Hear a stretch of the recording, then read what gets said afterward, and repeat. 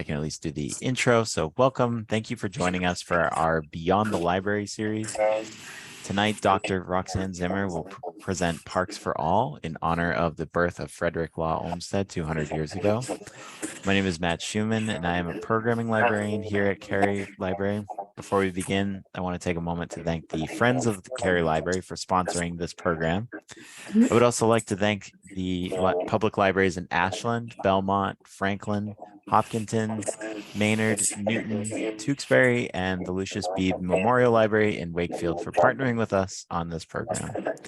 I also want to mention that for Cary Library patrons, the Olmsted designed parks that one can go to using the trustees of the reservation pass includes, oh, sorry, there's I'm hearing audio feedback. Roxanne, do you mind muting just to see if that's possibly testing? Okay, cool. All right. I also want to mention that for Cary Library patrons, the Olmsted design parks that one can go to using the trustees of the reservation pass includes World's End, Moraine Farm, William Cullen Bryant Homestead, Rocky Narrows, Holmes Reservation, Nomkeeg, I'm not sure if I'm pronouncing that right, Castle Hill on the Crane Estate.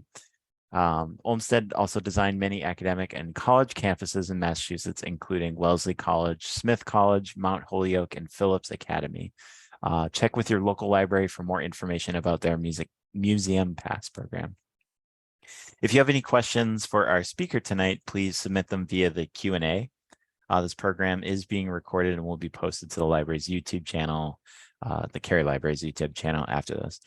So now I'm excited to introduce our speaker. Dr. Roxanne Zimmer has been spreading the word about best garden practices for many years in her community horticultural role at Cornell Cooperative Extension in Suffolk County, New York. Roxanne speaks to school and community groups about why we should be reducing lawns, planting natives, and more vegetables. She trains master gardeners and recently launched The Joy of Gardening, an online gardening course for those who want to become better home gardeners. She has presented at national conferences of American Horticultural Society and the American Community Garden Association. When not weeding, Roxanne can be found raising oysters with the Cornell Marine Program. And now, please welcome Dr. Roxanne Zimmer. Thanks very much, Matt, for that introduction. As Matt noted, it would be perfect if you have questions. We'll take them after the program this evening. And I would like to then go right to that program, if I may.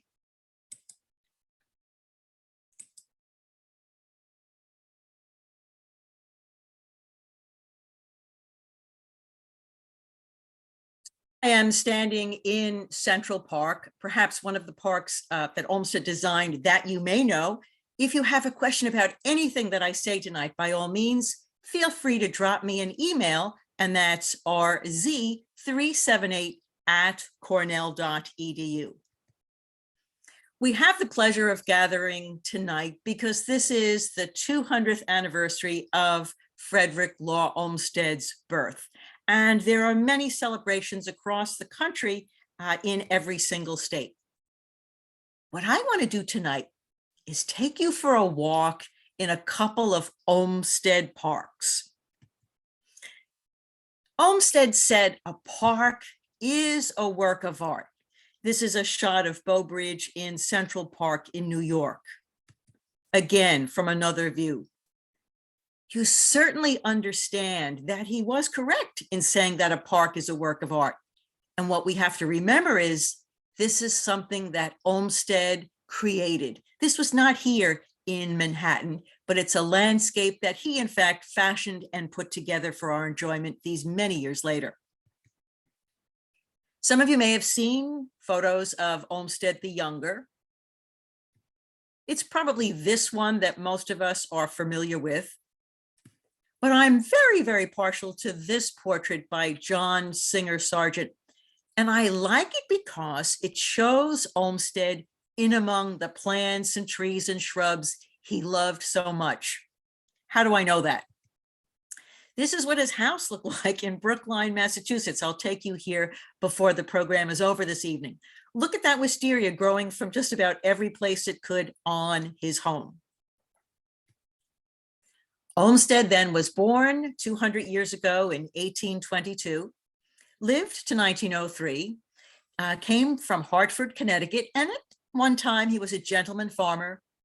He was an accomplished writer and worked as a sanitation engineer in Washington, D.C. My guess it's from the 1850s forward that he became known as a landscape architect. And as Matt suggested, there are many contributions all over the United States that are the work of Olmsted. When I was preparing this lecture, I said, right, let me take a look at what's on the map. This is a spotting map of some projects of Olmsted. And I said, right, let me go online and look at what he's done generally in my neighborhood. And this is here on Long Island, and you see how many of the Olmsted parcels are here identified. I would encourage any of you to go to Olmsted online and see how many are near you in Massachusetts. And it's in part because when Olmsted passed, Olmsted Brothers, his sons, took over. And then until 1979, Olmsted Associates was in business. Olmsted was a visionary. We'll get to, I'll just say something about a national park. I'll say something about a state park. Matt mentioned a couple of college campuses. I'll take you to one private estate, but mostly we're going to be at his urban parks. And in the 1860s, he was working out at Yosemite. He put together this pretty critical and important document. At the time, he was then commissioned, this was for the what would become eventually the Park Service. I'll spare the details of all of the pages and just characterize the two key points. Olmsted said, you know what? There's something wonderfully powerful about scenery. Now, you and I would say today, we'd probably say nature. There's something extraordinary about being out in nature. It has a wonderful effect on our minds and our souls. Olmsted also believed very strenuously that places of unusual beauty should be preserved and they should be public. They should be open to all peoples. And these are ideas that he'll be following through on the rest of his life. I find it very interesting that when Olmsted made these remarks in 1865, they were largely met with indifference. It would take Teddy Roosevelt and the national parks movement around the 1900s for this to become more popular. I am very happy that in the 20th century, this area became known as Olmsted Point in Yosemite. There were many influences on Frederick Law Olmsted. Some of you may know the English designer Capability Brown and then Humphrey Repton. It was Andrew Jackson Downing who very significantly introduced him to one of his collaborators in many parks, Calvert Vaux. I'd like to say it was his childhood experiences, as much as the influences of these others, when his family would go into the Connecticut River Valley or the Hudson River Valley, and most importantly, in the Adirondacks, looking for what he would call scenery, what you and I would call an experience with nature. This had a profound impact on Olmsted for the rest of his life, and you'll see some reflection of the Adirondacks in every park I take you to tonight. Now, it was not Olmsted who invented public spaces, right? The Boston Commons preceded it, as did most of the major towns on the East Coast that had something like a green. Here we see the New Haven green with the churches and the courthouses there. And then other towns, smaller towns, would typically have something called a town square.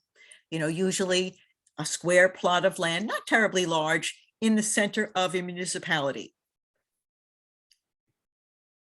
It is true that New York City had in Manhattan a park, Gramercy Park, a very beautiful place. But here's the thing. Gramercy Park was not open to the public. You could only get in this park if you had and lived along the periphery and had a key to the entrance. So in the 1800s, most people don't have keys to Gramercy Park.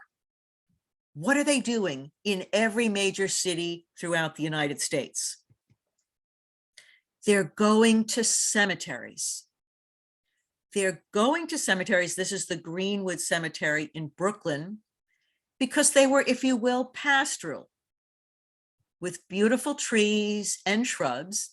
And yes, while you may go there to pay your respects to a family member or loved one who had passed, people were going to cemeteries because they were just pleasurable places where they might enjoy a bit of what Olmsted calls scenery and what you and I might call nature.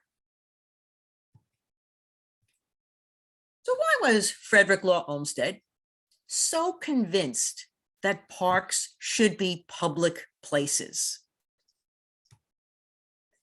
In the 1850s, he went abroad and he was on a walking tour, and he happened into a place that would forever transform him. It was called the People's Garden in England, a very rare public park in which anyone, no matter of their class, could enter. It was Birkenhead Park in Liverpool, the same place that brought us the Beatles. And when it opened in 1847, it was kind of revolutionary in that everyone and anyone could stroll in the park. I can tell you it was designed by Joseph Paxton, who you need to thank every time you have a banana, because he was the cultivator of the Cavendish banana, as well as designing this wonderful park. Let me just take you there. This is what it looks like today.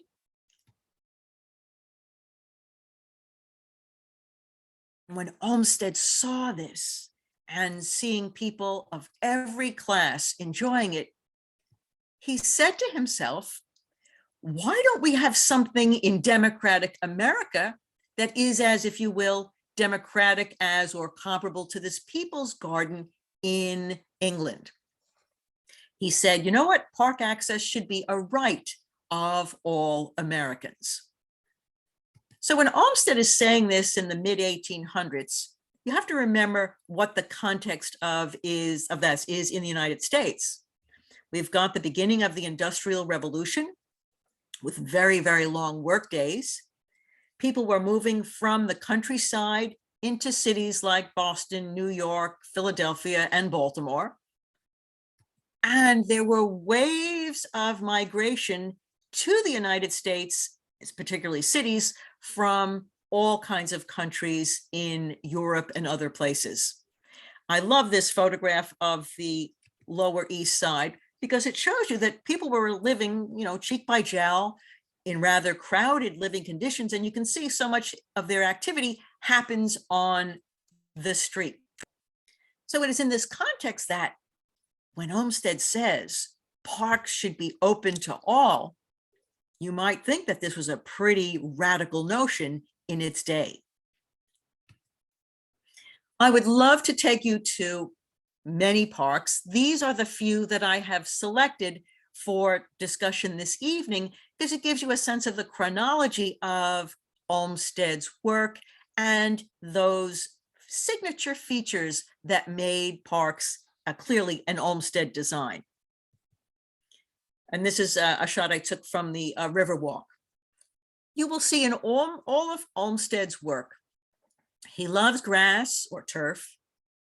He will plant trees to really create a wooded area, and wherever he can to take advantage of water. When he can also, he'll use native materials such as stone. Olmsted also liked to have a vista as an organizing feature, and I will show you a few of them. He also believed that people were curious. If you put people in a straight line, they're not going to be curious about what's around the corner. So that you will see in Olmsted parks what are now known as sequential experiences, curved lines, you go up and down steps, so that it kind of builds your curiosity as to what surprise might be around it. And in all of this, Olmsted hoped these spaces would be an antidote to urban life, that people would feel relieved walking in the park for an hour, strolling day or evening. And he tried to find a way to put physical berms around them so that you would be unaware of the city that was just outside that park. And also, he recognized one form of recreation that I'll introduce you to tonight, and he thought that was something that should, in fact, happen in one of his public parks. And I'll show you then also that rustic Adirondacks feel that he is going to introduce as well. So let's go to a park. Central Park was his first park, very grand. Obviously, he needed a very big budget to produce something as terrific as it ended up being. But this is what we must remember, that Olmsted actually took down, we might say today, destroyed the original natural surface of the area today known as Central Park. And he would replace that with an artificial surface that he shaped to appear natural. That is, as if all of these trees had been here, as if these waterways were always here. And indeed, methinks part of the beauty of his work is that many people do not know that, in fact, this was designed by a landscape architect, that the park was always there. In all of this, he's going to use a lot of plant material, and I'll show you a slide or two of his plumbing to direct and redirect the water. So this is Central Park from what would become the Bethesda Terrace. We're looking at the what would be the Ramble, the first shot that we opened with when you saw me in a tree of leaves.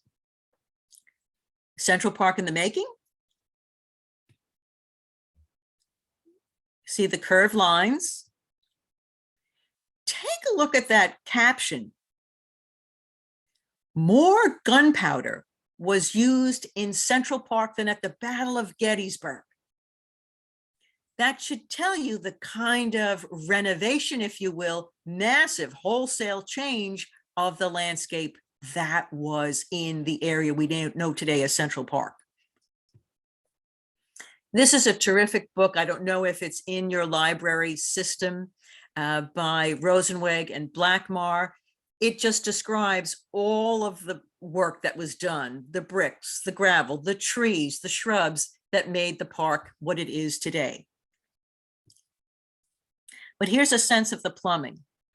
You see that what you and I as members of the public never get a sense of? All of these pipes that are underneath. If you go real close to the slide, you can see faint orange lines. That gives you a sense of where the plumbing is in Central Park. That's how things drain and feed other water bodies. When it opened in 1857, it was to much fanfare, that this was really a wonder. It was, and I love this image from the Library of Congress. Take a look at the park. With the exception of that sort of central mall area, there isn't a straight line on this image. And if you also can look closely, what's the primary means of transportation? You've got people walking on horseback or in horse-drawn carriages. So those roads that today occasionally see a car or two really were designed so that a carriage could go heading north or south, east or west, one in one direction and one in the other, but curved lines absolutely everywhere. And I entered the park one day, I'm up in the 70s on the west side, benches everywhere inviting people to sit. And then I happened over to the sheep meadow area. Now you might say, what's the big deal here, right? We're talking about a big lawn. Remember I said he loves to show a vista? And so Olmsted designed this area so that people would feel like they're out in the country, if you will, perhaps a sheep meadow, and then with a line of trees all around it to give you a sense of enclosure. So this lawn looks natural, right? It may have been here for 200 years, but this was one of the most difficult areas to shape like this, to make it look like a lawn, that it was one of the most expensive parts of the initial construction of Central Park because of all of the rock outcrops that had to be blasted here, and then the dumping of soil, and then the planting of trees and the grass that had been maintained over time. So this looks like, oh my goodness, it's just a lawn, but this took a great deal of effort to give you that pastoral feel that Olmsted wanted to achieve. And now going up to that great mall, absolutely wonderful with all of the elms that you see here, absolutely exquisite at this time of year. A great meeting place. Also, I'm so happy that a lot of the Manhattan schist is still part of the design, if you will. These were not rock outcroppings that they blasted, but they just left in place. Rather extraordinary. Another innovation that Olmsted included in Central Park were called transverse roads. When you think about it, if you're in Manhattan around Central Park and are traveling from the east side to the west or the west to the east, my goodness, how are you going to get there for the park? So he designed these 4 roads that went and connected one side of town with the other. And if you're in the park today, yeah, there's a fair amount of traffic underneath you, but you're really not aware of it because he wanted the experience of being in the park to be so special that he brought the traffic down below. Of course, he didn't recognize that we'd be using motor vehicles, but in his, he wanted the horses and other pedestrian traffic that was commercial to happen outside of the site of people who were enjoying the park. And then this is the recreation. Ice skating. And that's the Dakota Hotel in the background. You know, just a terrific photograph of ice skating in the day. And this is something I learned in the wonderful book by Justin Martin. Again, your library may have this. Ice skating was considered a very liberating activity for women because they could go out on the ice without their chaperones, so that men and women could mingle out there on the ice, and they often did so day and night because they could do so with much more freedom than typically traveling with their chaperones in tow. So popular was it at night that they would put calcium-like lamps to light up the area. So the day I'm going to Central Park, I say, okay, here's a staircase that I've always seen, but I've never gone down. I know Olmsted has put this here to attract all of us to go down and discover something. So when you see the staircase, and I know it's making that sharp turn, I'm going to take it because something wonderful lies ahead. As Charles Beveridge reminds us, take all of those wonderful, wonderful pathways. And here we are, right? A cove that I had never been in, just an absolutely wonderful place at the end of that short path. And here you see his respect for the Adirondacks. We're in the middle of Central Park. You know, it's now in the 2000s, and we have this wonderful, rustic, if you will, looking place. If you came up on your boat, you could sit here and enjoy the scenery that Olmsted has created for you. You sometimes will forget that you're in the middle of New York City. Occasionally, though, the buildings do pop up among the trees. Another area that I wanted to explore is known as the Ramble. That is the most densely treed area that Olmsted designed so people really would feel like they were in the woods. And here we are in the middle of New York City. So I cross Bow Bridge, and I head into the Ramble, and that's the dark green area that you see here. It is the most densely wooded part of the park. But if you look at the paths, you see that you really don't know where you're going once you get up there. You just kind of wonderfully amble as you walk higher and higher in the park. There are all kinds of wonderful American sycamores and sassafras, Osage orange, lots of oaks, willows, and so on that you will see as you begin your ascent into the Ramble. Always amazed when you see these trees growing what looks like in the middle of the rock formation. You see we're getting higher. And when I stopped here, I realized I almost didn't know which way to go. And Olmsted wanted us to get lost, if you will, in among the trees. So I'm just going to try to find my way, staying on the path.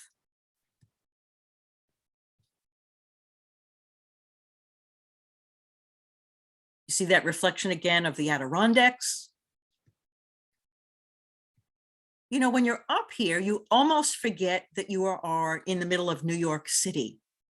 This is beautiful with the azaleas in the springtime. And then you see how Olmsted chiseled out this wonderful little waterfall, this little spill, so that you would hear and see that wonderful scenery, if you will, of nature. But this is, again, I was talking to one of the Park Service guys, this is New York City tap water that is running through Central Park.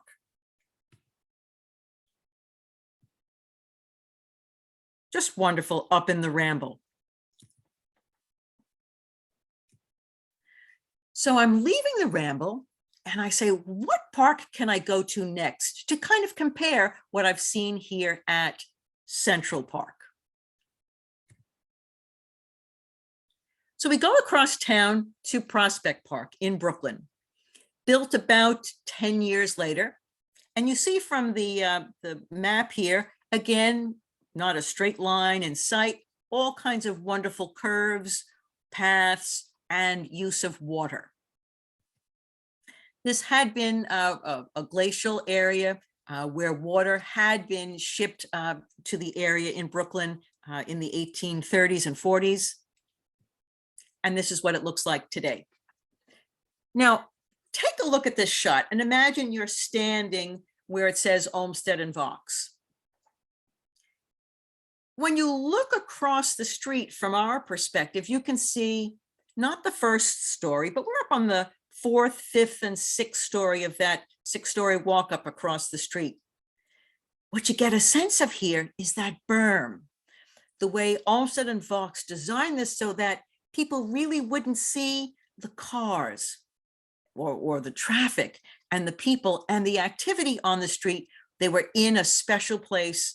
And then they planted, not only did they build the berm, they planted trees around the perimeter of most parks. Brooklyn had transverse roads, just like Manhattan.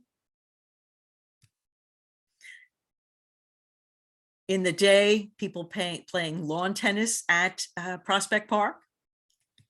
And this is what it looks like of a typical Saturday. Oh my goodness, every manner of age group engaged in soccer, football, catch, yoga, all things going on in all of these wonderful fields throughout Prospect Park.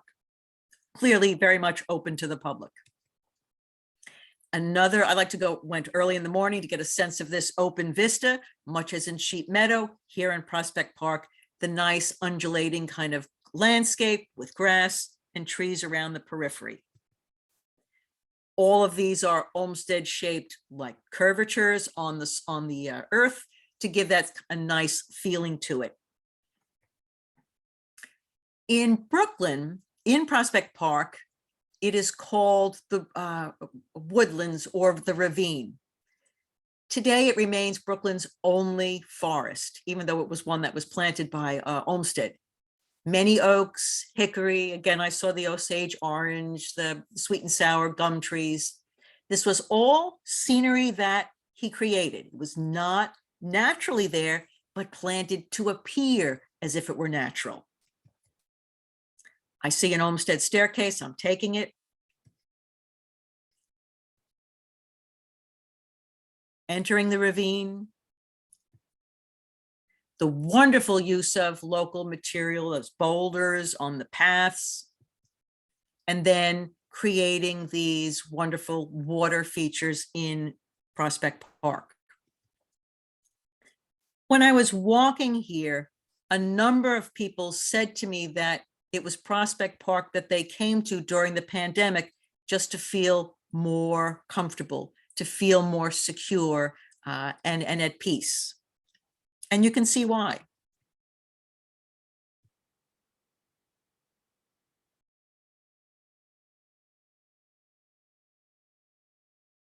Now, this is one of the highest points. I don't know if you can see the graffiti on the top of the slide. It's one of the highest points in Prospect Park, and that's where the New York City tap water, if you will, starts to circulate and then will be gravity fed to absolutely beautiful pools that you see below. Just extraordinary. You know, designed by Olmsted and Vaux. And here you see a nice spillway with a rustic Adirondack style bridge over that waterfall created. They too had a boathouse, much like Central Park. Yoga was happening the day I was there.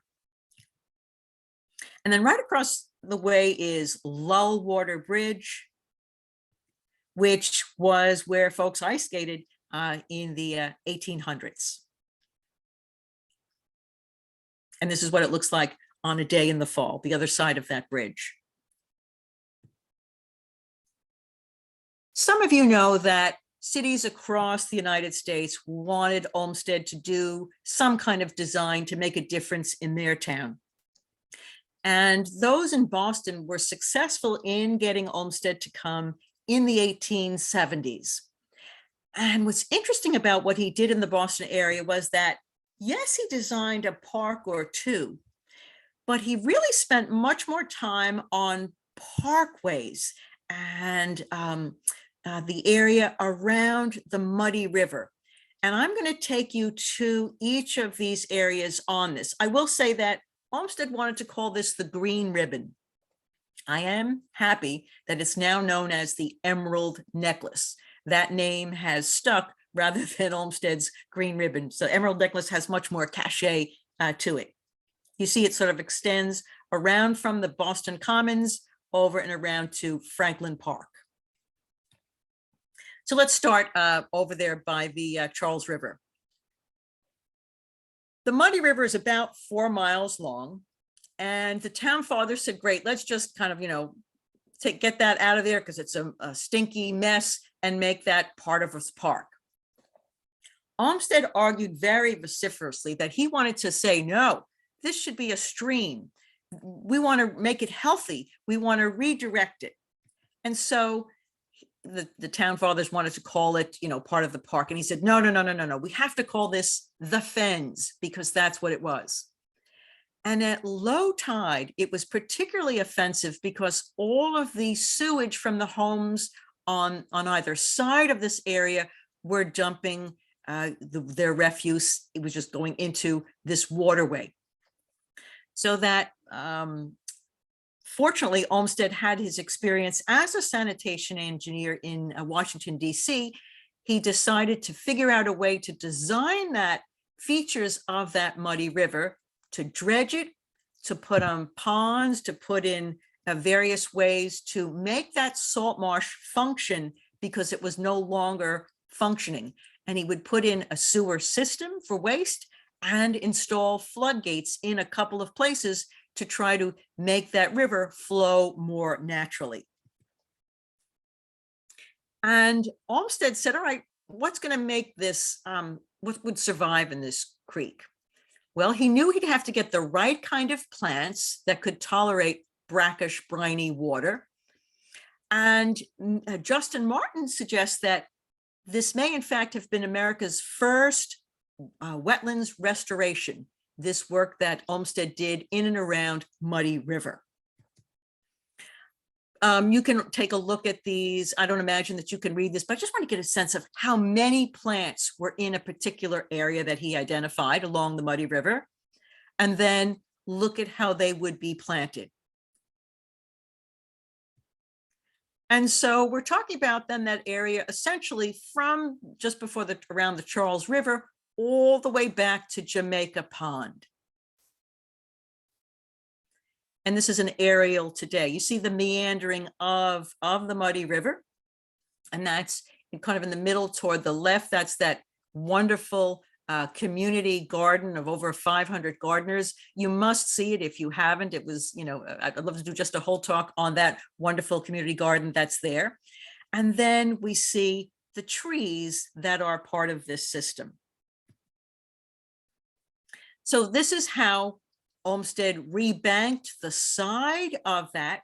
He installed sewage and waste septic systems on the right-hand side to help in the reconstruction of the Muddy River. Then this is what it would look like in 1907. And then this is what it looks like today. And I tried to give you a sense of that slope of catching the waste so it's not going immediately into the Muddy River. And that's an aerial shot of the same. It's a wonderful walkway, whether you try one side or the other. It really is a delight to take that, for a couple of miles on the Muddy River. There are beautiful, absolutely beautiful bridges across the waterways that Olmsted installed. There's a sense of the skyline. We'll come back and talk about the Sears building later, but some of you know where we are if you see this photo. And I was tickled when I saw this great blue heron the day I was photographing, because I said to myself, yes, this has been restored as a river and the seafowl have come back.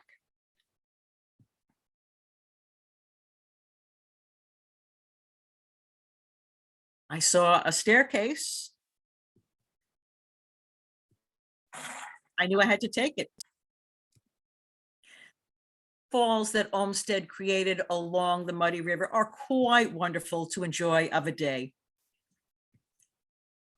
And then Jamaica Pond, where all of this water starts from, if you will, was once a source of ice for the city of Boston, and in its day was where people engaged in the recreation of ice skating.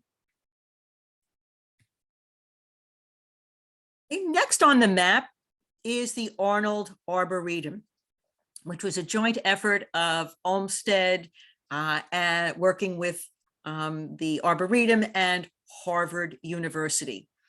And the university was talking about fees and whatnot at some point, and Olmsted said, I will only be engaged in this project if it remains free and open to the public in perpetuity, which it does today.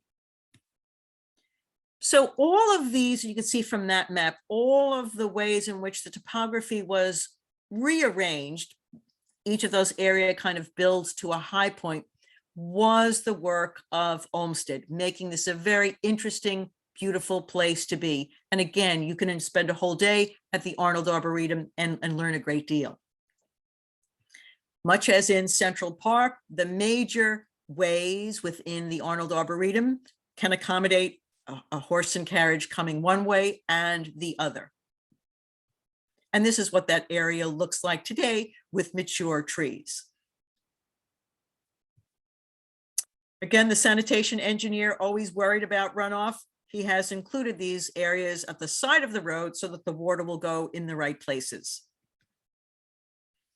A wonderful stone, some of you may know, is the Roxbury conglomerate, AKA pudding stone, which is on display in and throughout the Arnold Arboretum. And you see here a view of the skyline of Boston. So you get a sense that you're about 6 miles away from downtown. And again, an Olmsted era tree. Again, you can tell from the girth, from its width, that is one of those that was planted by Olmsted. Just wonderful. And you see pines as well as deciduous trees. Just wonderful to get lost of a day in and among all of these evergreens in the Arnold Arboretum. The next space, the next wonderful place I'd like to talk about is Franklin Park. Not as large as either Prospect or Central Park, but a very, very large park, as you see here on the design and the inset where it is on the emerald necklace. In its original design, it was to have a mall, much as we had in Central Park, but the town fathers didn't ultimately agree on that, so that straight line that you see on the right-hand side never really came up into the actual design that's over now around where the zoo is.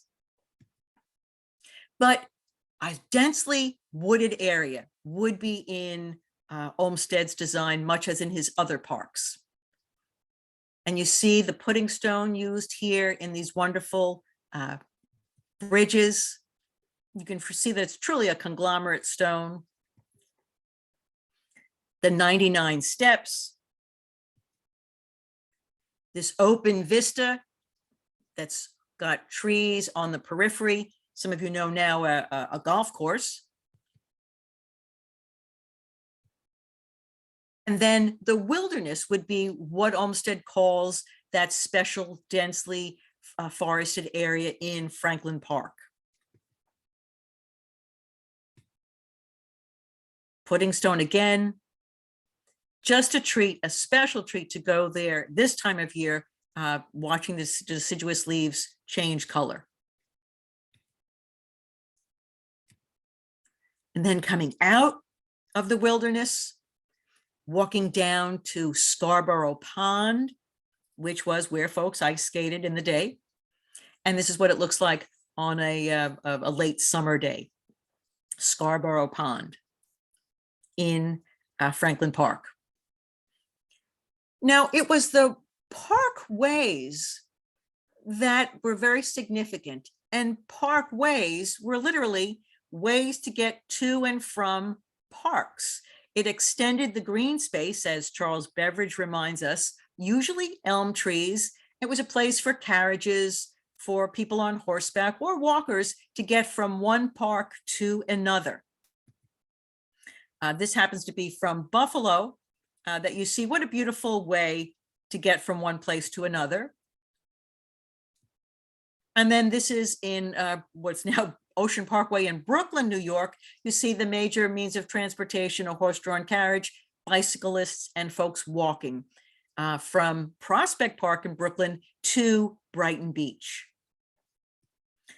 So that the Emerald Necklace is full of these wonderful parkways, which would soon give over to the new means of transportation, the automobile, as you see here. And this is what some of those wonderful parkways as part of the Emerald Necklace that Olmsted designed. So they're still in use today, obviously, with a lot of vehicle traffic. I did say I would take you to Olmsted's home, and that is Fairstead. So he moved there in 1883. It would be his home as well as his office. Remember, I parked my car and I rounded the corner, and look at the entrance. What do we see here? Again, a reference to the Adirondacks in this wonderful overhang in the driveway. It's not a big driveway.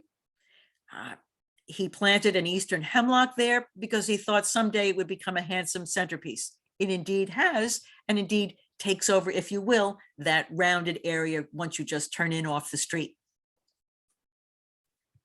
So the wisteria obviously is cut back now that you see. This is the Olmsted home. In his own backyard, if you will, or his front yard, he put a staircase. I was taking it. And he's got a mix of trees. He's got the pudding stone here. And I didn't realize it, but he did the same kind of thing that he did at the parks. He built a berm, this wall, so that you can't even see the houses across the street from his backyard or front yard. Wonderful rhododendrons. This is a national park site. You all can go visit. A little path in his backyard, curved path for sure. Beautiful pines, oaks. And then this is the side of the house that you saw here.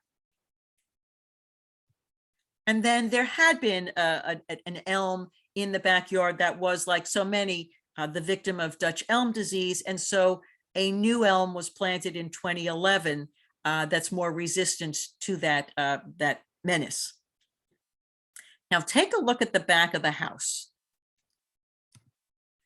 This was the office of Olmsted Brothers, and this is where they worked out of. This is where they did the designs for so much of the work that they did beyond 1880s forward. And this is what it looked like. Get a sense of how simple, if you will, it was where the landscape architects did their designing. I haven't said much about Buffalo, New York, where Olmsted did a fair amount of work, as you can see from the green on this image of the map.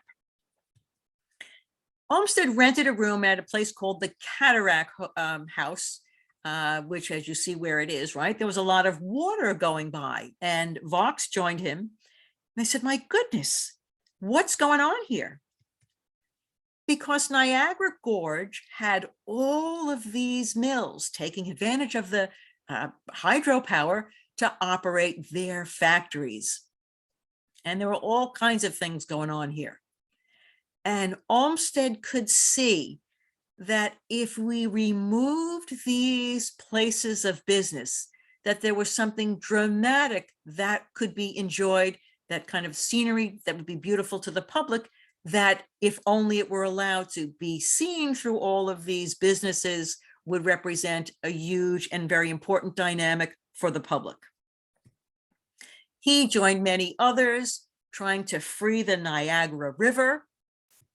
He then convinced New York Governor Grover Cleveland, and he and Olmsted actually got the commission to develop a park. The islands were claimed through eminent domain, and they got rid of all of the factories and other things that were there. And so today you can enjoy your sights of the Niagara River and the dramatic Niagara Falls, thanks to the insight of Olmsted and others who worked on this project.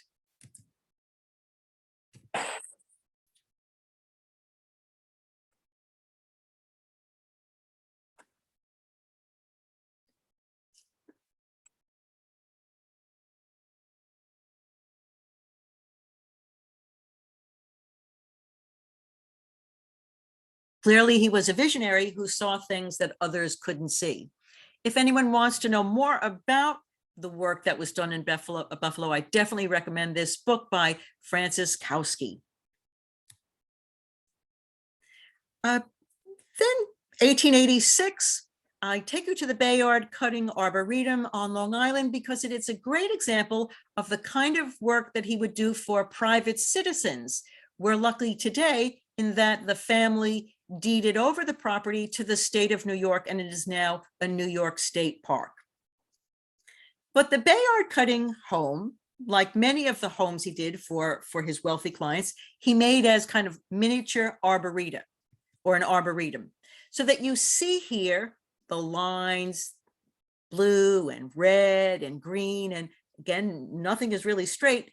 So he would take you on the property of this private estate. And indeed, you would enjoy all kinds of trees that they planted. He, when he could, would take advantage of a long green vista, this one leading down to the water, the river. In the spring, this is just loaded with yellow daffodils. Oaks all around, as you see, standing here, black oaks. And then these were evergreens that were planted, now close to 150 years ago, absolutely extraordinary in their size, much like those at the Arnold Arboretum here that he planted. Again, no straight lines, you're going on curves. So this was a private home or an estate, which now we can enjoy as a New York State park. One of his oaks.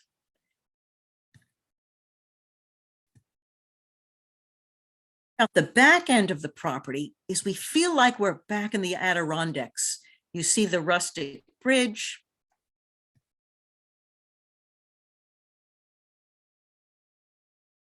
We end at what was Mrs. Cutting's tea house, recently rebuilt. Again, you see all of that wonderful woodwork that you would have seen in the Adirondacks over 100 years ago. One of the last works that Olmsted was involved in was the Chicago Exposition of 1893. Some of you may know that Daniel Birnbaum was the architect of the buildings, and it was Olmsted who had the job as the landscape architect. And he had hoped that the exposition would enable people to see landscape architecture as a very important and serious activity, as much as important as the design of the buildings was. And so today we know what remains of that area as Jackson Park.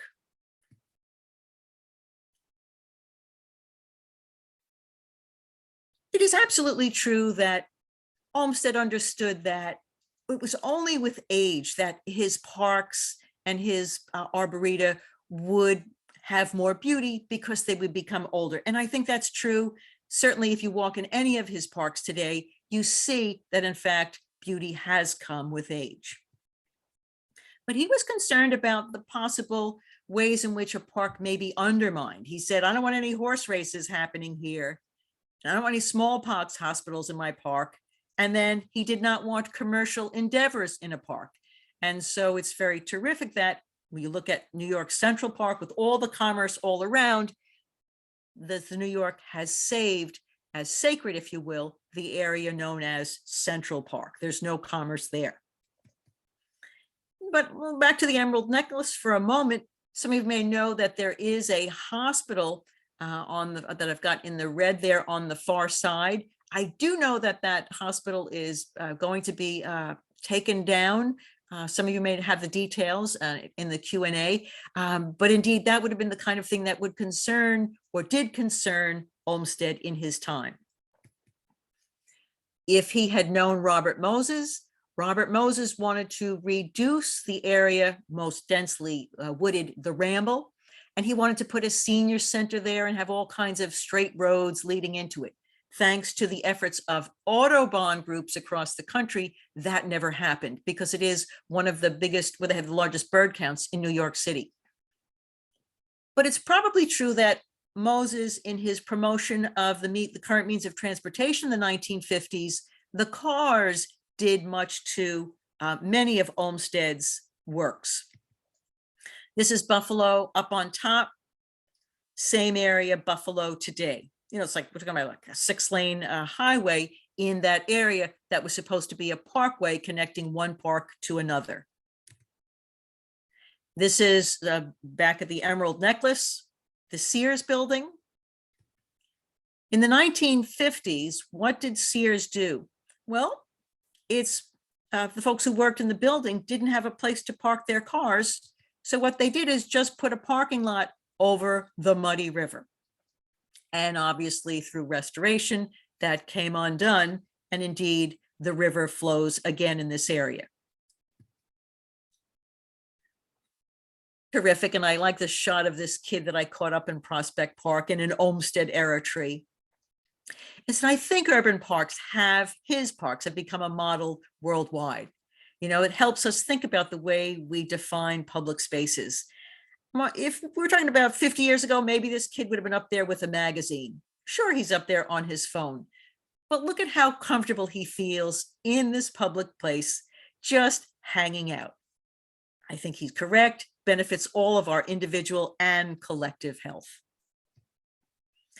I think Olmsted work, it does in fact inform what we know today as the Greenbelt movement, sanitation and drainage, the importance of stormwater management.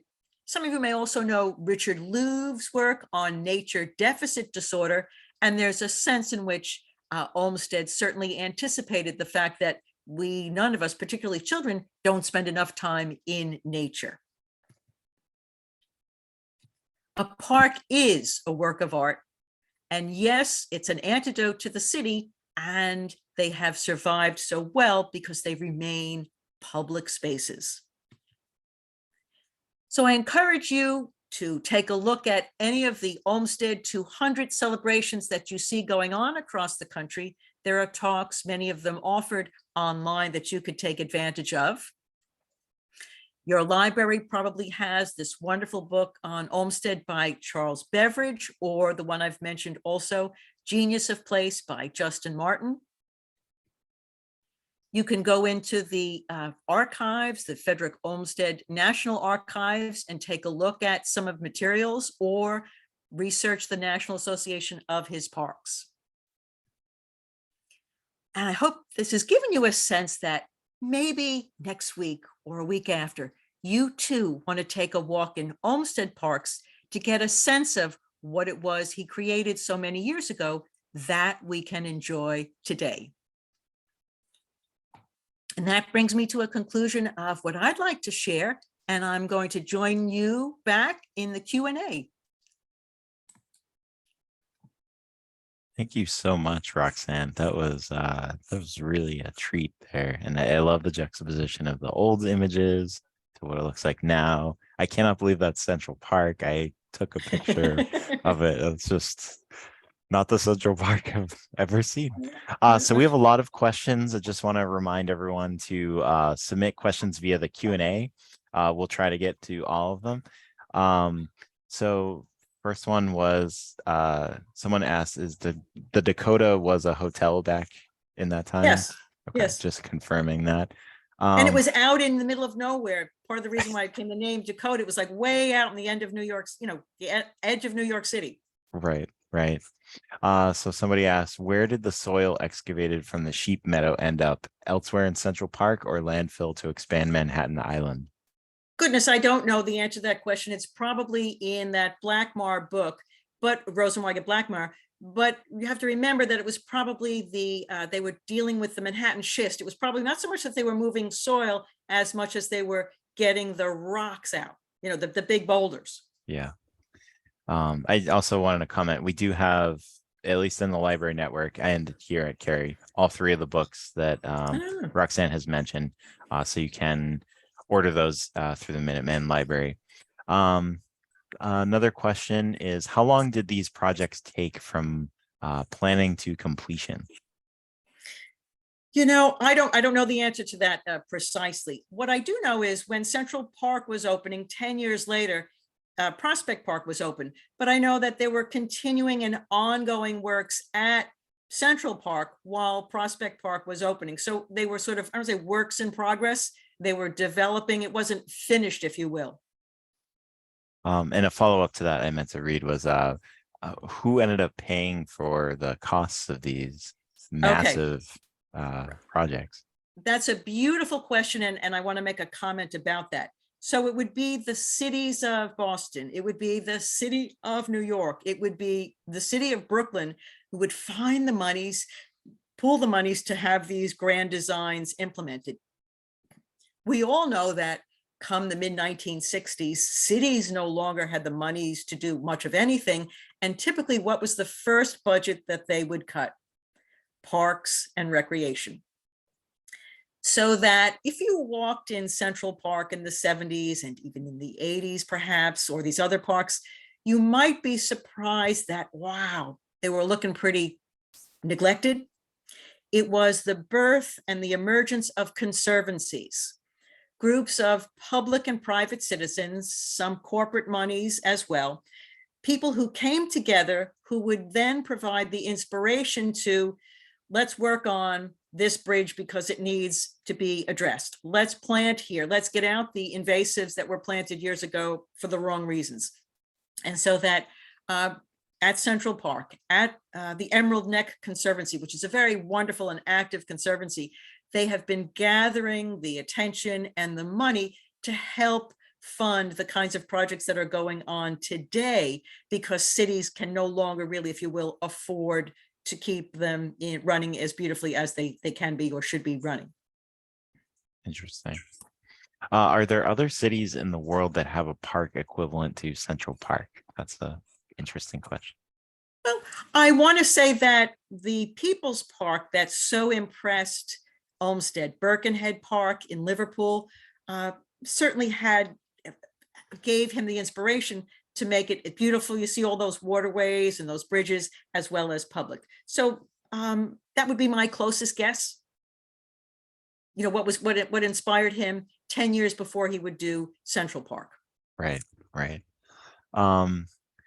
Thank you everyone for all your questions. We're trying to get to all of them. There's so many. Did Olmsted or Vaux have a background in horticulture? How did they know what plants or trees were going to work best in each location? I think they got lucky. And if you and I looked at that list today, there are a lot of plants that we would not plant because they're not they're not native. They are invasive and aggressive. So you know they were relying on what little they knew. They got if you go to the Arboretum, you will see that so many of the trees were sourced in England and other places because there weren't nurseries in America that had the kind of variety that he was looking for. Yeah, yeah. So he didn't have a background in horticulture. That's really interesting. I wonder what it would look like if he were alive today doing these sorts of projects. Someone asked, could you clarify what actually is pudding stone? Okay, so Roxbury conglomerate is the name of a stone. You remember when we were in Central Park, I showed you that huge rock that was called Manhattan schist. So Roxbury conglomerate is a stone that you may even have near you. It is a conglomerate, a type of stone known as conglomerate, and it's just about everywhere. So I don't know how many miles from Boston you would still find the Roxbury conglomerate. Somebody here in the audience may well know, but you may have it, you know, maybe one of those stones near you in Massachusetts. Let's see. Can you still ice skate on any of these ponds today? It seems that local ponds no longer freeze deeply enough to be safe. Yeah, I don't know that. You know, what has happened in Central Park is there are built ice skating rinks in other places. So they've installed a place where people can ice skate. I'm gonna ask this one. Actually, let's see. No, sorry, that was someone asked. I just wanted to comment on this. Someone asked, there's someone in the audience named Corinne Olmsted, and someone asked, are you related to them? They said, not that we know of. I just thought that was charming. There's a question about how do we expect climate change to affect or deteriorate the state of parks or waterways? And if so, what are current plans or remedies in place? That's a huge question. And that's the kind of question that if you go on any of these Olmsted 200 talks where you actually see the parks folks talking to other parks folks, they are trying to address that. That's very important. And you know, you should pay attention to, or maybe go to one of the Olmsted Parks sites, the Olmsted 200, and then see if someone would love to address that, because I know they're concerned. Right. Someone asked, did Olmsted's philosophy or techniques ever evolve, or did he just prefer to stick with the tried and true? I guess you kind of demonstrated some of that, but. Yeah, I think he had a certain sense that it was the power of scenery, the power of nature that would be healing. And so he would put together the elements, the water, the sea, the grass, the trees, the shrubs, that he thought would be most effective in providing that.